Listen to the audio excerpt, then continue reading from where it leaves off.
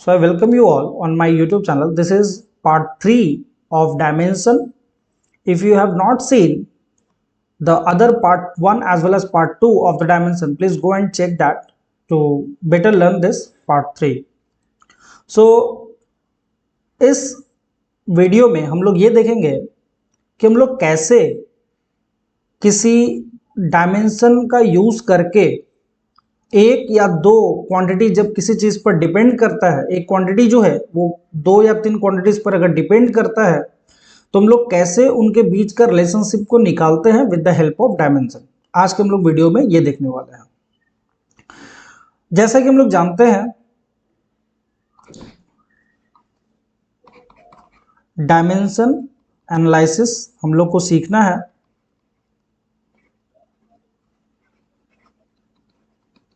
और इस dimension analysis में कोई सा क्वांटिटी लेट सपोज हम लोग एक क्वांटिटी ले लेते हैं x और ये डिपेंड करता है लेट सपोज क्वांटिटी a पर, क्वांटिटी b पर एंड क्वांटिटी c पर, राइट।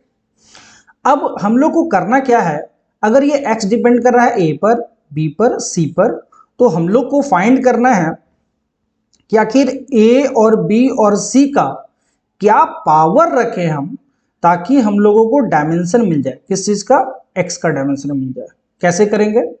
तो let suppose alpha, beta as well as gamma जो है ये हम लोग पावर रखेंगे। कहां पर रखेंगे? a पर, b पर और c पर, लाइक दिस। जैसे x it is equal to, ये x की डायमेंशन लिख सकते हैं यहां पर, और अगर हमने इक्वल टू साइन दिया है तो एक कांस्टेंट हो जाएगा एंड देन a की पावर अल्फा, देन b की power beta as well as c की पावर गामा। इस तरह से हमको रखना पड़ेगा।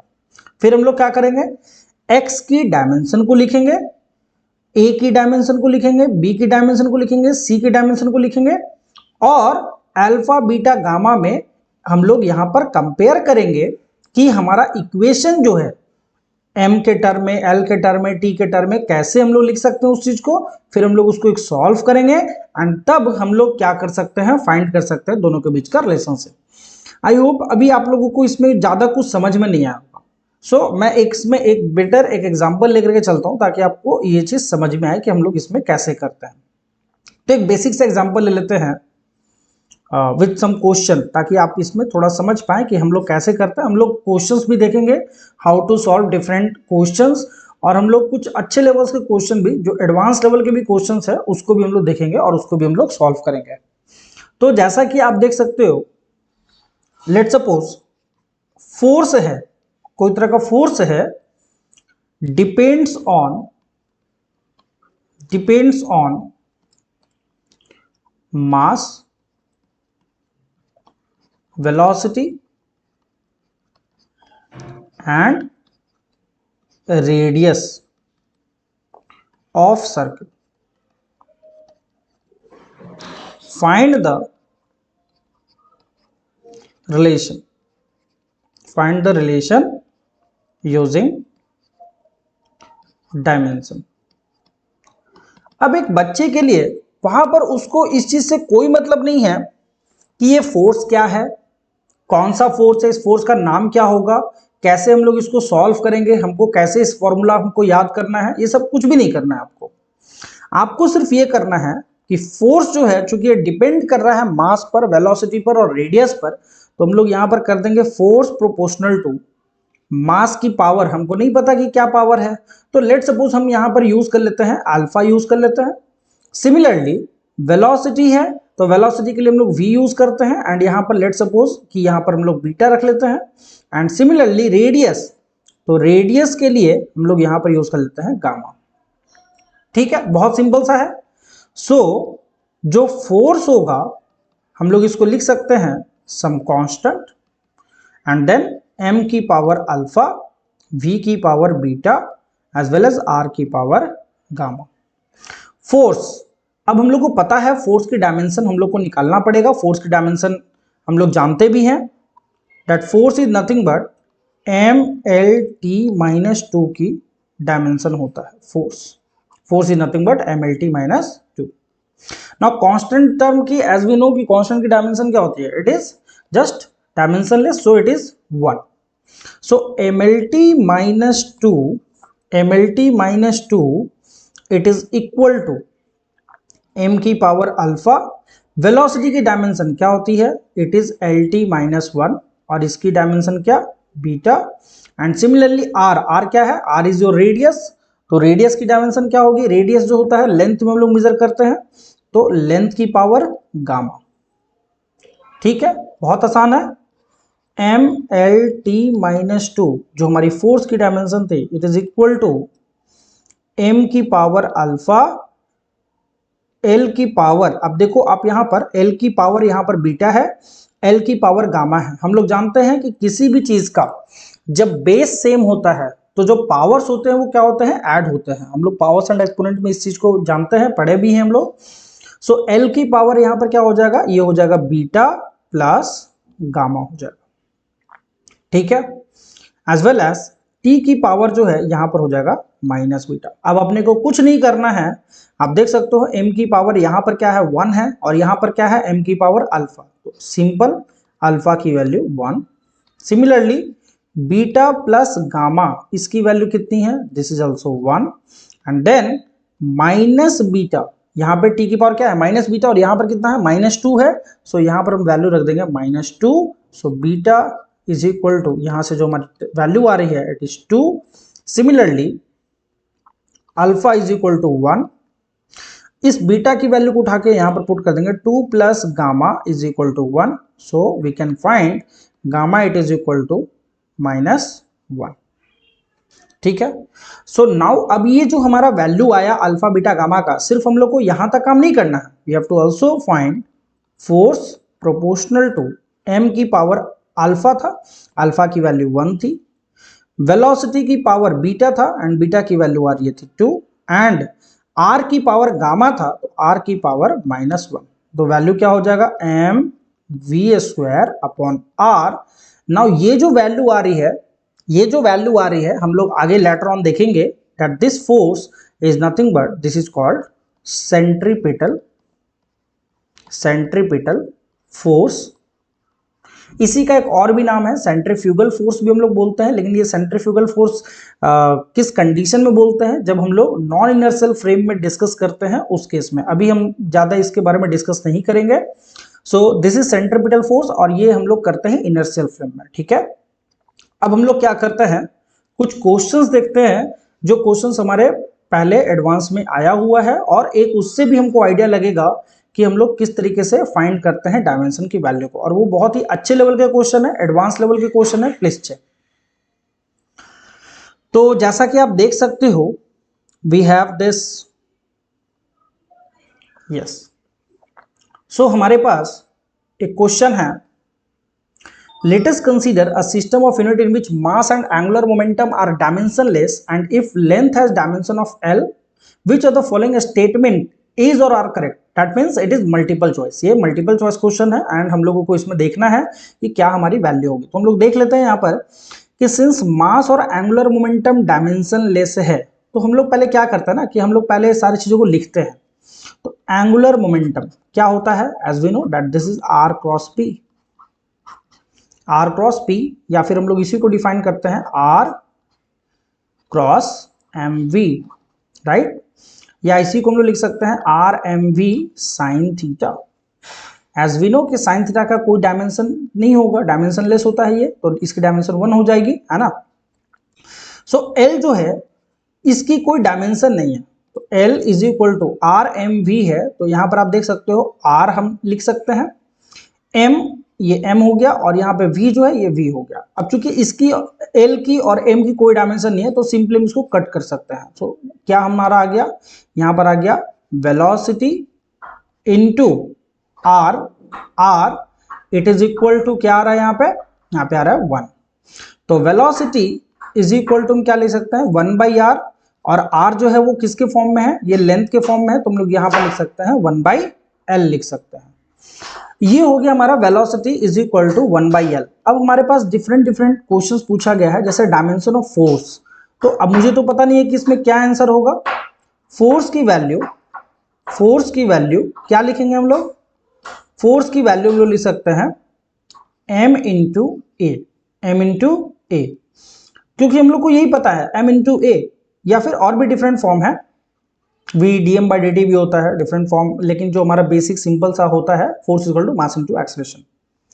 सो मास के लिए m, एक्सेलरेशन के लिए क्या लिख सकते हैं, it is dv by dt। क्या कर सकते हैं हम लोग, बहुत सिंपल है, m को एज इट इज रहने दीजिए क्योंकि m के डायमेंशन तो कुछ है नहीं, तो जो हमारी एक्सेलरेशन की डायमेंशन होगी वही फोर्स की डायमेंशन हो जाएगी, तो m into dv by dt। What is dv by dt here, तो हम लोग क्या कर सकते हैं, इसको डिफरेंशिएट करेंगे, तो आप जानते हो dv बाई dt के डायमेंशन, अगर मैं इस velocity v is equal to 1 by L है, तो अगर हम dv बाई dt करेंगे क्या मिलेगा, चेन रूल आपको पता होगा, 1 by L square as well as dl by dt फिर से आ जाएगा, राइट।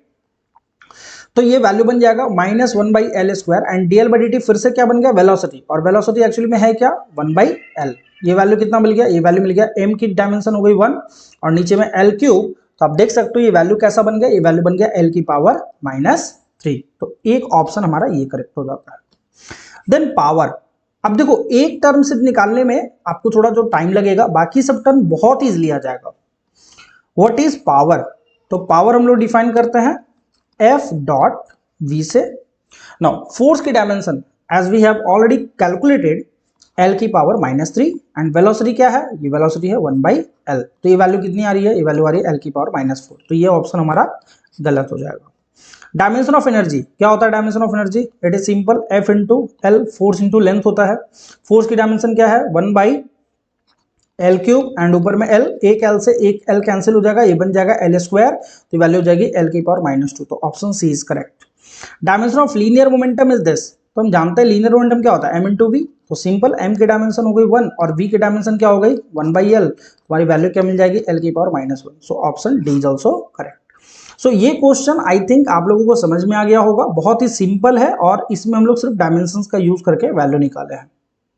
सो नेक्स्ट देख लेते हैं हम लोग ये सेकंड क्वेश्चन। यंग्स मॉडुलस जो है of elasticity gamma is expressed in terms of three derived quantities, namely the gravitational constant, Planck's constant and speed of light c as like this। ये जो है क्वेश्चन जेडवांस 2023 इसी साल आया हुआ क्वेश्चन है। तो बेसिकली हम लोग इसमें करेंगे क्या, as we know Young's modulus जो होता है ये होता है stress by strain. Now what is stress, stress होता है फोर्स अपॉन एरिया और स्ट्रेन क्या होता है डेल्टा एल बाई एल।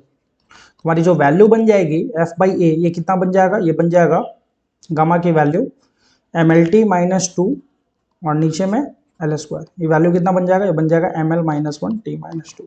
तो बेसिकली हम लोग इसमें क्या कर सकते हैं, हम लोगों को G की डायमेंशन पता है, G की डायमेंशन कितनी हो जाती है, ये हो जाती है M -1 L cube T -2, this is the dimension of G।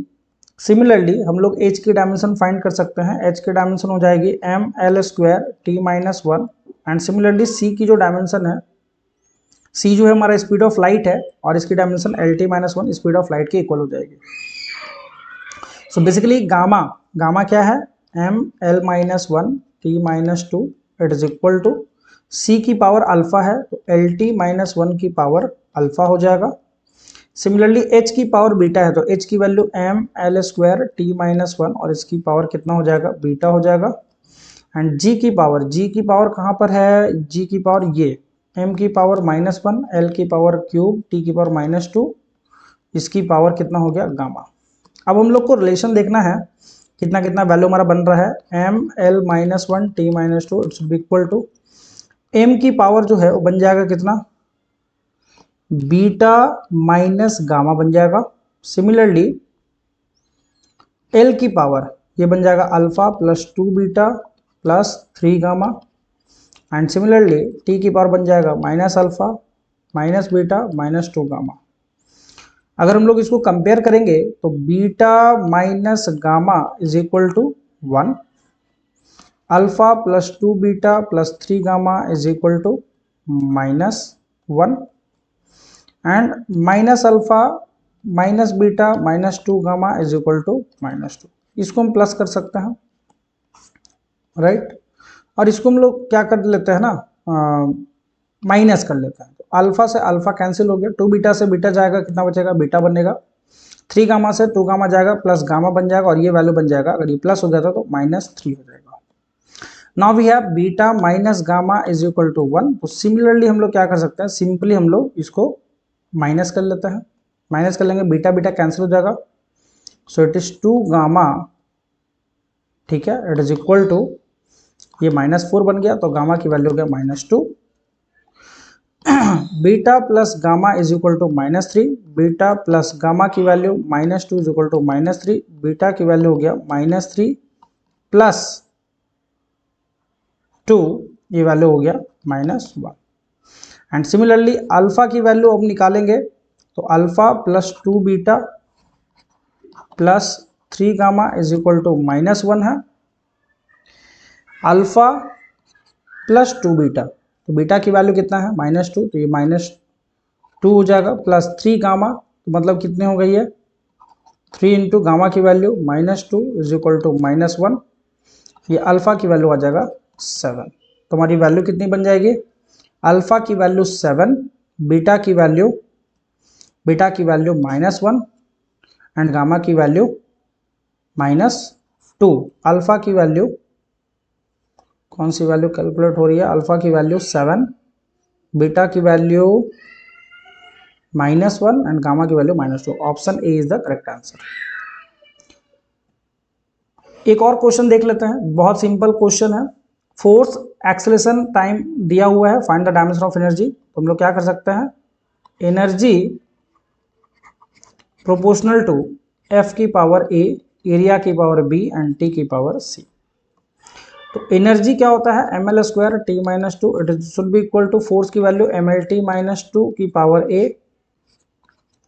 L square की पावर बी, क्योंकि एरिया की वैल्यू एल स्क्वायर होता है, एरिया का जो डायमेंशन होता है, टी की पावर सी है तो टी की पावर सी हो जाएगा, एम की पावर ए, एल की power A plus 2b and T की पावर -2a प्लस सी, और इधर value M L square T -2। आप देख सकते हो ए की वैल्यू सीधा सीधा 1 आ गया, a plus 2b is equal to 2, a की value 1 plus 2b is equal to 2, 2b is equal to 1, तो b की वैल्यू 1/2, ठीक है ना। a plus 2b is equal to 2 हो गया, a की value 1 plus 2b is equal to 2, ये वैल्यू उधर चला गया, ये वैल्यू हो गया 1, b की वैल्यू 1/2, ठीक है।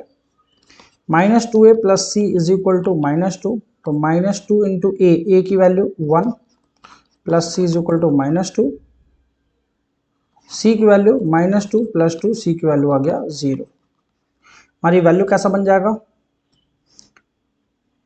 एनर्जी की डायमेंशन फाइंड करनी थी इसके टर्म में, तो energy is equal to F की पावर ए की मतलब कितना हो गया, ए का मतलब हो गया 1, एरिया की पावर बी, एरिया की पावर कितना हो जाएगा 1/2 एंड टी की पावर कितना हो जाएगा, this is 0। So this is our answer.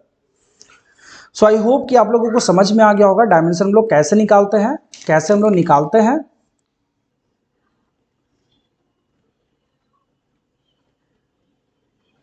So thank you all.